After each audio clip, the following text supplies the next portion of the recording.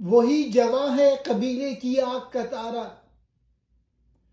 शबाब जिसका है बेदाग ज़र्ब है कारी।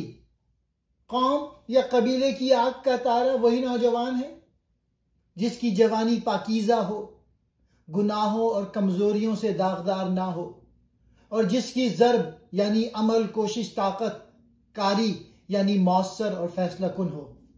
इकबाल यहाँ सिर्फ जिस्मानी ताकत या हुस्न की बात नहीं करते, बल्कि किरदार की पाकीज़गी और अमल की ताकत को असल जवानी करार देते हैं। शबाब बेदाग यानी ऐसी जवानी जो गुनाह, बुज़दिली या गफलत से आलूदा ना हो। ज़र्बकारी यानी ऐसा अमल जो फैसला कुन असर रखता हो, जो दुनिया में तब्दीली लाए, कौम को जगाए, दुश्मन के बातिल निज़ाम को तोड़ दे।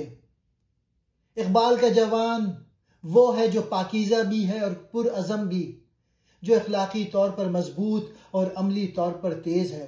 कौम का असल सरमाया वो नहीं जो दौलत रखता है, बल्कि वो नौजवान है जिसका किरदार पाकीज़ा हो और जिसका अमल ताकतवर हो।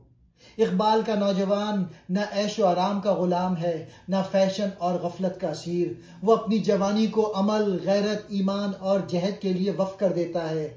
वो जवानी जो ख्वाहिशात में खो जाए वो इकबाल के नज़दीक बेकार है, लेकिन वो जवानी जो नफ्स की आलाइश से पाक हो और जिसकी ज़र्बकारी हो, यानी जो अपनी मेहनत, इल्म और अमल से ज़मीन हिला दे, वही कौम की आँख का तारा है, वही मिल्लत का हकीकी सिपाही है। जवानी की असल शान हुस्न में नहीं बल्कि किरदार की सफाई और अमल की तेजी में है। आँख का तारा यानी प्यारा, हर दिल अजीज।